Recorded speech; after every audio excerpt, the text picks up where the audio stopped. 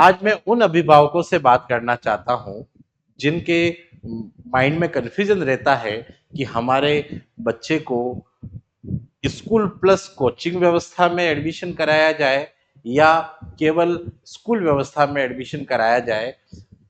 दोनों के बारे में मैं दोनों व्यवस्थाओं के बारे में मैं कंपैरिजन के साथ आपको बताऊंगा और क्या व्यवस्था बेहतर रह सकती है वो आप लोग खुद विचार करिएगा। मैं इस वीडियो के माध्यम से दोनों के बीच में तुलना करूंगा, सामान्य स्कूल व्यवस्था और स्कूल प्लस कोचिंग व्यवस्था के क्या फायदे हैं। साथ ही साथ आप लोगों को ये भी बताऊंगा स्कूल प्लस कोचिंग करना है तो कहाँ से बेस्ट रहेगा। और हमारी संस्थान जो है, इस वीडियो के माध्यम से ये भी बताना चाहता हूँ कि जो भी शंकाएं हमारे यहाँ पे जो जो विषय है उनमें क्या व्यवस्था रहती है। तो देखिएगा, आज का अपना शीर्षक है स्कूल प्लस कोचिंग सिस्टम के क्या फायदे हैं और स्कूल प्लस कोचिंग सिस्टम जो है आज के इस दौर में सामान्य स्कूल व्यवस्था से क्यों बेहतर है, इसके बारे में हम लोग डिस्कस करेंगे इस वीडियो में। बने रहिएगा।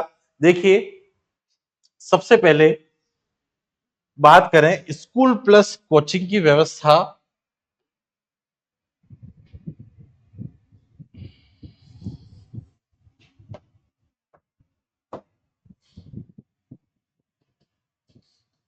स्कूल प्लस कोचिंग की व्यवस्था के बारे में बात करें तो ज्यादातर एकेडमिक जो इंस्टीट्यूट है वो इस पर ज्यादा ध्यान दे रहे हैं और साथ ही साथ जेई, नीट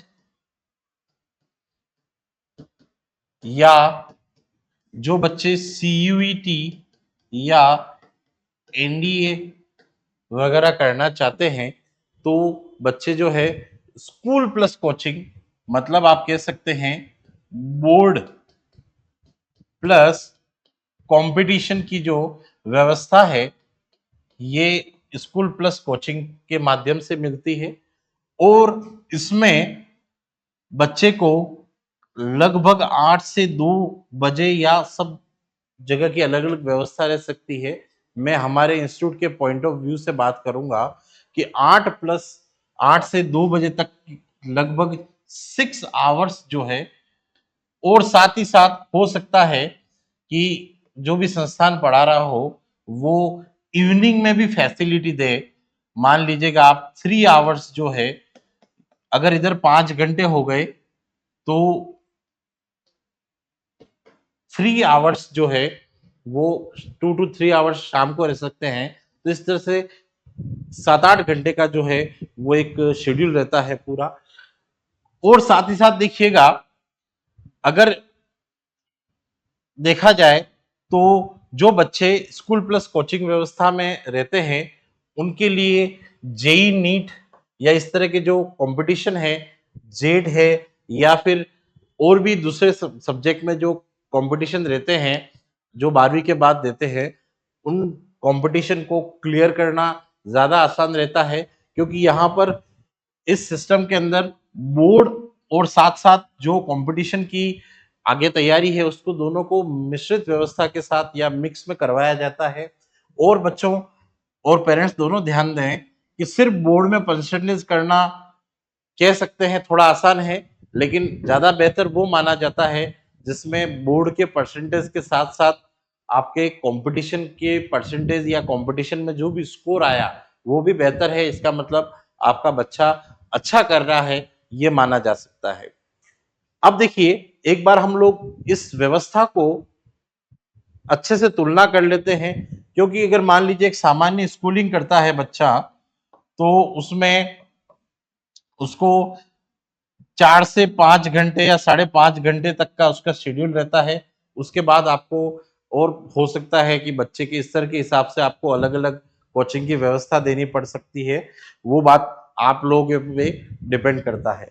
अब देखिए, बात करें हम लोग कि टेबल बना दी ताकि हम लोग इसको आसानी से समझ सकते हैं।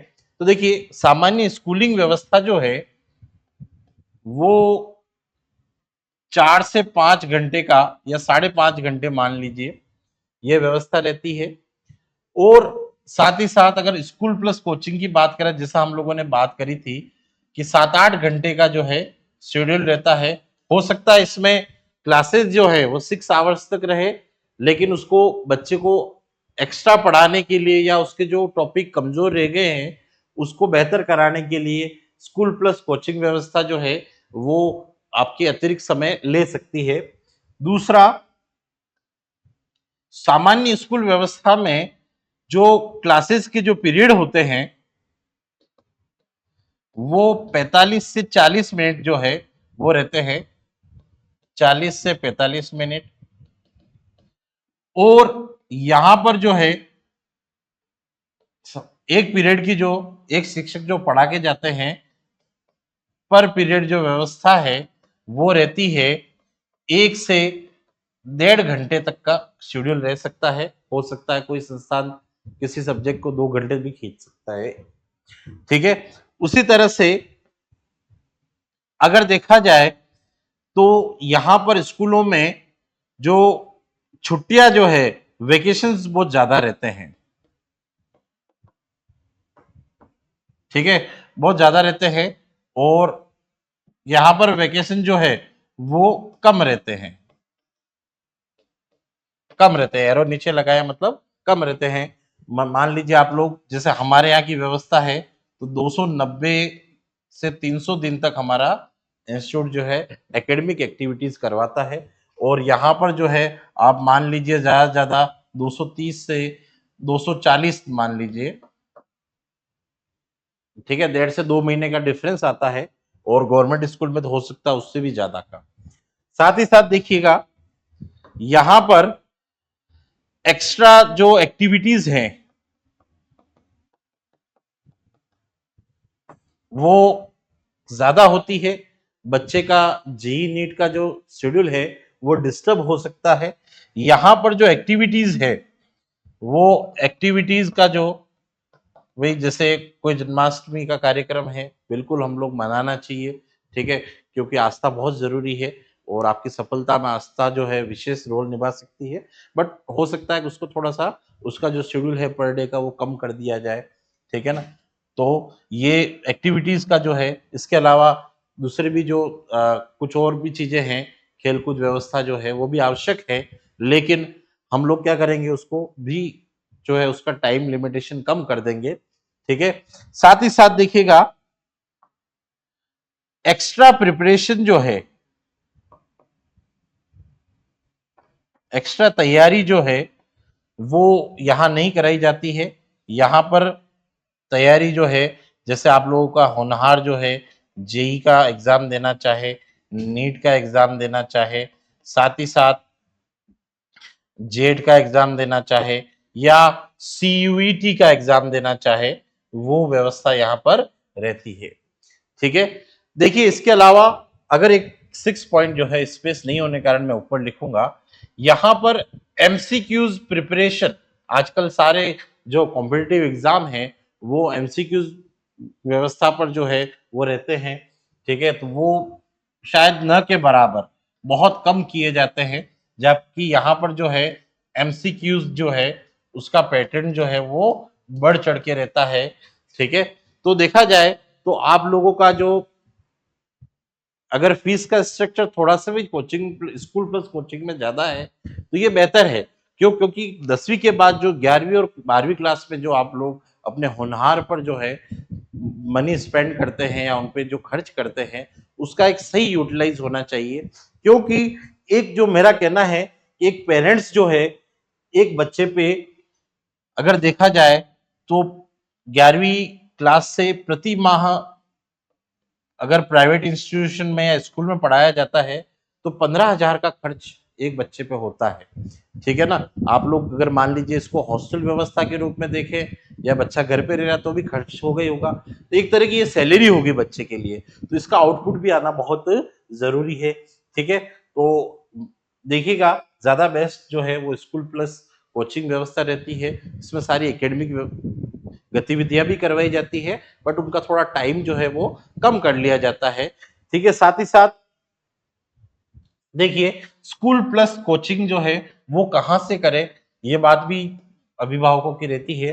तो मेरा ये कहना है कि स्कूल प्लस कोचिंग का जो है सीधा फंडा है, आप लोग जहां पर कम स्टूडेंट में, कम बच्चों में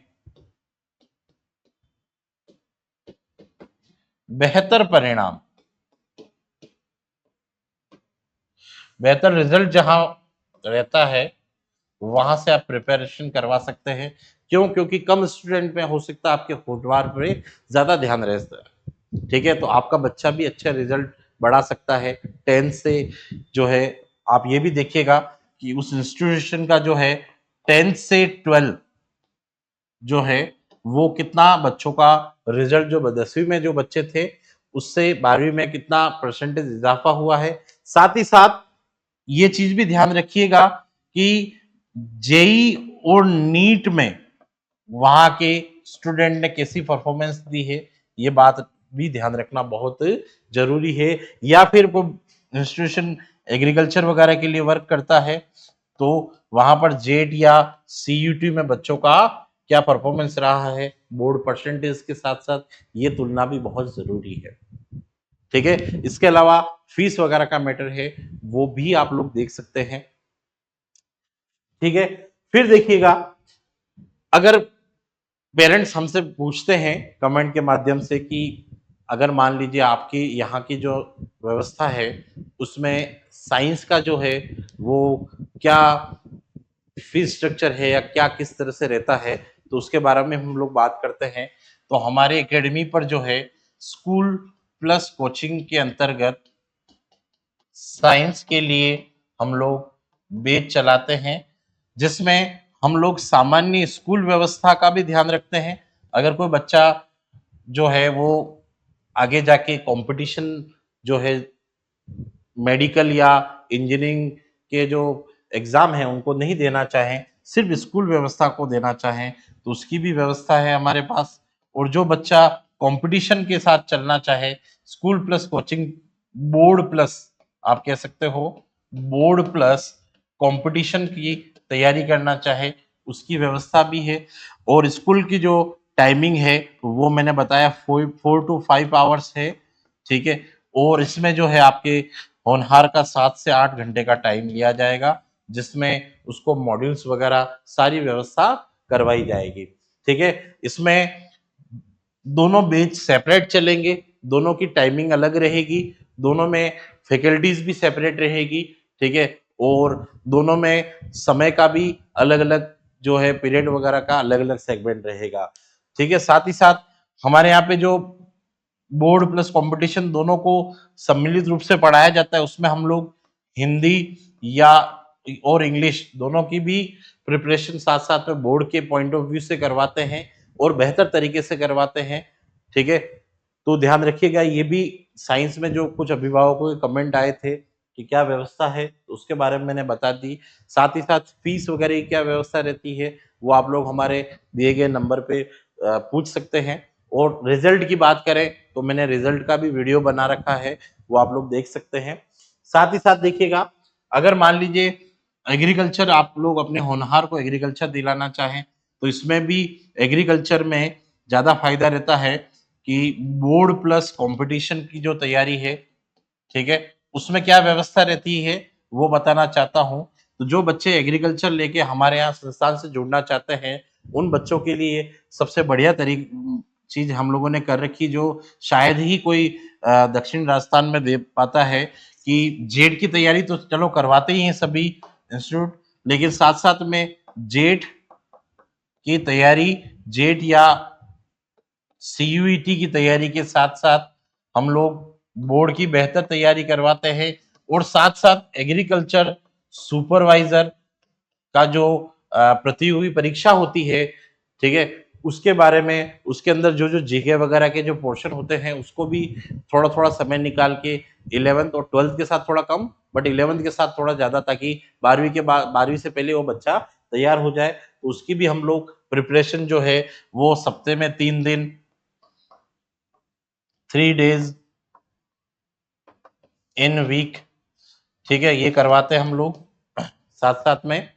ठीक है, और देखिएगा सप्ते में 3 दिन का हम लोग समय देते हैं इसमें। फिर इसके बाद देखिए अगर मान लीजिए कोई अभिभावक जो है बच्चों को ह्यूमैनिटीज या आर्ट्स की जो है वो व्यवस्था देना चाहता है, तो बच्चों को देखिए हम लोग एक कंसेप्ट चलाते हैं इसमें, एडवांस आर्ट्स, ठीक है। और एडवांस आर्ट्स के अंतर्गत हम लोग यूपीएससी फाउंडेशन, ठीक है। और सभी अभिभावकों को बता रखा मैंने कि वीडियो के माध्यम से कि यूपीएससी फाउंडेशन क्यों बेहतर है आर्ट्स वाले बच्चों के लिए, इसके बारे में भी वीडियो आप लोग देखिएगा, ठीक है, प्लेलिस्ट में, ठीक है। तो यूपीएससी फाउंडेशन जो है वो एक बेहतर विकल्प है आर्ट्स वाले स्टूडेंट के लिए, क्योंकि बच्चा जो है 4 to 5 आवर जो है स्कूल में व्यस्त रहेगा, और साथ ही साथ सप्ते में 3 दिन जो है 3 days इन वीक कंपटीशन, 3 से 4 दिन कंपटीशन की तैयारी के साथ जुड़ा रहेगा, उसमें उसको व्यस्तता रहेगी ताकि वो अपने अचीवमेंट जो है उसको आगे जाके प्राप्त कर सकता है, गोल प्राप्त कर सकता है, जो भी है ना उसके लिए तैयारी कर सकता है बेस्ट। अब देखिएगा ये सब बातें बताई। अब देखिए जो अभिभावक बाहर से है और अपने बच्चों को जोड़ना चाहते हैं, वहां पर हॉस्टल की क्या व्यवस्था रहती है, तो इसमें बता दूं हमारे यहाँ पे हॉस्टल की जो है बॉयज हॉस्टल का और गर्ल्स हॉस्टल का दोनों का अलग अलग कैंपस है। बॉयज हॉस्टल का जो है वो हमारे इंस्टीट्यूट से थोड़े डिस्टेंस पर है, और गर्ल्स हॉस्टल का जो है इन कैंपस कैंपस में ही है, ताकि सारे जो बच्चे जो है पढ़ाई कर रहे हैं या उनके जो भी, ताकि उनको अलग से कि ट्रैवल नहीं करना पड़े, ठीक है। और उनको सारी फैसिलिटी वहाँ पे और सुरक्षा पूरा वातावरण वगैरह हमारे यहाँ पे पूरा ध्यान रखा जाता है, ठीक है। तो ये आज मैंने आपको एक संक्षिप्त तरीके से क्या व्यवस्था और स्कूल प्लस कोचिंग के क्या बेनिफिट है इसके बारे में आप लोगों को मैंने बताया। आई होप मेरा वीडियो आप लोगों के लिए जो है वो फायदेमंद रहेगा। इसको आप लोग आगे भी दूसरे अभिभावक जो है स्कूल और स्कूल प्लस कोचिंग, ठीक है, जो इंस्टीट्यूशन व्यवस्था है उसमें क्यों बेहतर है उसके बारे में आप बता सकते हैं। धन्यवाद।